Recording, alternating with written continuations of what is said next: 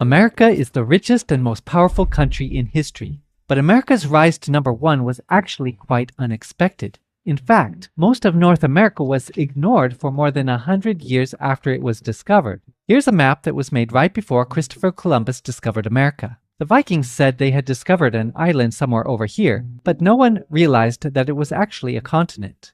So Columbus believed that he could find a trade route to Asia by sailing west. But actually he found some islands in the Caribbean Sea. Columbus didn't find the spices he was expecting, but he still believed that he was close to India. So he called the natives Indians, got some goodies, and took them back to the King and Queen of Spain. Hey, your majesties, I just got back from Asia. Great, where are the spices? Well, we haven't found the spices yet, but they've got lots and lots of gold. Now you're talking, Columbus. Go back, tell them all to be Christians, and bring back that gold. A few years before Columbus claimed the West Indies for Spain, the Portuguese had discovered that they could reach Asia by sailing around Africa. So Spain and Portugal drew a line right down the middle of the map, and they agreed that all the non-Christian lands on this side of the line would belong to Portugal, and everything on the other side would belong to Spain. So the Portuguese sailed to Asia and built a huge trading empire, and the Spanish got busy conquering their half of the world. All of the interesting parts of the Americas were down here, where there was lots of gold, silver, and people. So that's where the Spanish went. Actually, the Spanish also sent an expedition into North America in 1539, but they didn't find gold and silver, so they mostly ignored all these useless lands up here in North America. The English actually sent an explorer to North America while the Spanish were still exploring the islands in the Caribbean. That was 16 years before the Spanish discovered Florida. But after that, the English waited almost 100 years before they tried to colonize America. England's first colony was established at Roanoke, North Carolina in 1585. But the same year, England got busy fighting a war with Spain, and that colony mysteriously disappeared. So they tried again at Jamestown, and this time it worked. Next, the Pilgrims arrived in Plymouth. The Pilgrims were strict Christians who outlawed bad stuff like gambling and celebrating Christmas. Soon lots and lots of people were coming to America, and before long, the East Coast was covered with British colonies. Meanwhile, the French were busy claiming all of the land in the middle of North America. Now it's 1754, and it's time for a war to figure out who really owns what in America. New France has a population of about 60,000 people, so they team up with some Indian tribes to help them fight. That's why it's called the French and Indian War. The British colonies have a population of more than 1 million people, and they also team up with some Indian tribes. Who do you think won? That's right, the British beat the French. At the same time, there was also a big war back in Europe, and when it was over, it was time to redraw the map. France gave half of Louisiana to Spain before the war was over to make sure Britain didn't get it. Then, after the war, France had to give the other half of Louisiana to Britain. France also had to give Canada to Britain. Now Britain had lots of land in America, but Britain had also spent lots of money on the war, and now they needed money. Hey, colonies, you know that expensive war we helped you win? Yeah, thanks for the help. Sure, no problem. By the way, we're going to start collecting lots and lots of taxes to pay for all the help we give you. What? You never help us. We're the ones who are always helping you. And how can you tax us if we don't get to vote? The colonists weren't happy with the new taxes, and the disagreement turned into a fight, and from a fight into a revolution.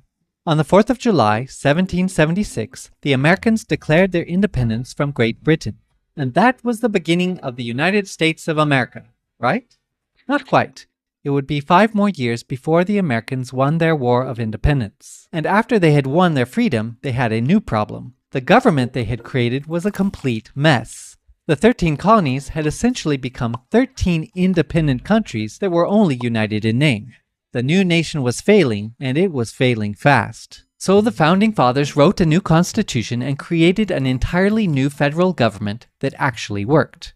The new constitution became official when 9 states had ratified it, and in 1789, George Washington was elected the first president of the United States.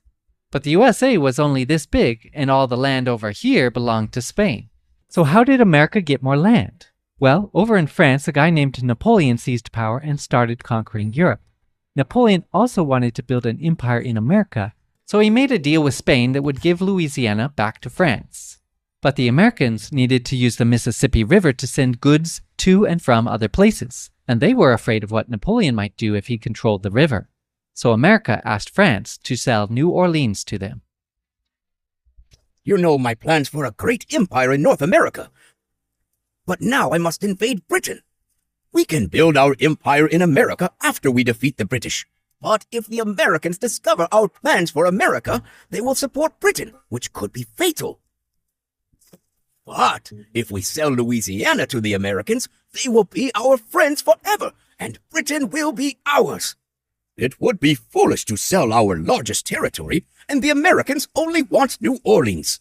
Enough! I've made up my mind. We will sell it all. The money will fund our war with Britain. And so America bought Louisiana for $15 million. America had just doubled in size, and that was good because America's population was also almost doubling every 20 years. In those days, the average American family had 7 children, and all those kids needed some place to live. So lots of Americans moved west, where there was lots and lots of unclaimed land. Does anyone own this land? Of course not. Great, because now it's mine. But these lands, my hunting grounds. That's not proper English. You're supposed to say, these lands were my hunting grounds. Hmm? In 1819, America bought Florida from Spain and agreed that this line right here would be the border between the United States and New Spain. Just 2 years later, Mexico won its independence from Spain, and America had a new neighbor. The northern territories of Mexico were sparsely populated and difficult to control, so the Mexican government invited Americans to settle in Texas. These settlers quickly outnumbered the Mexicans, and before long the Texans broke free from Mexico and created their own independent republic. Yeehaw! We want to join the USA. Do you have slaves? Yes, we do, and we're proud of it. Sorry, we don't need any more slave states. Hey guys, I'm president now, and this is ours. In 1845, the United States changed its mind and let the Republic of Texas join the Union. Disputes over the border of Texas led to a war with Mexico. At the end of the war, the United States paid Mexico $15 million and took the northern parts of Mexico that President Polk wanted. Just 5 years later, the United States also bought another piece of land from Mexico for $10 million. Meanwhile, the British agreed to let the Americans have all of the Oregon Territory below this line, as long as the British could have everything above the line. And so, in just 50 years of great luck and one ugly war with Mexico, America now stretched from sea to sea. And now there was nowhere left to expand, unless... Hello, Uncle Sam. I found an island in the middle of the ocean. Can I claim it for the U.S.? We might need that for World War II. Does anyone live there? No, sir. Is it covered in bird droppings? Yes, sir. Congratulations, son. You're standing on U.S. soil. Actually, sir, I wouldn't call this soil. By the way, the Guano Island Act is still a law, so if you're tired of paying way too much for rent, go find yourself an island to occupy. Wow, everything is great.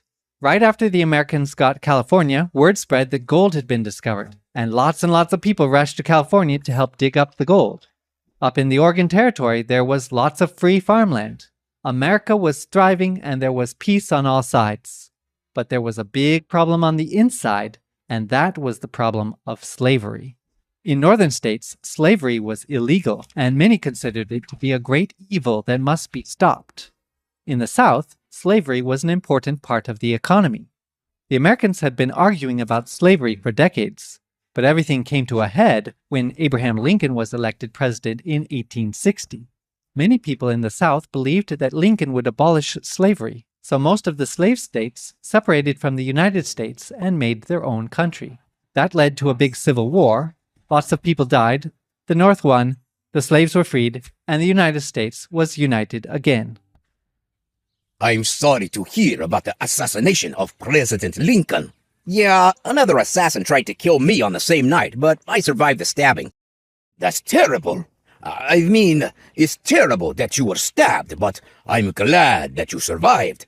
By the way, the Tsar wants America to have Alaska. How much can you pay for it? I think we could do 5 million, maybe 5.5 million, but not more. How about 7 million? Sure. Great.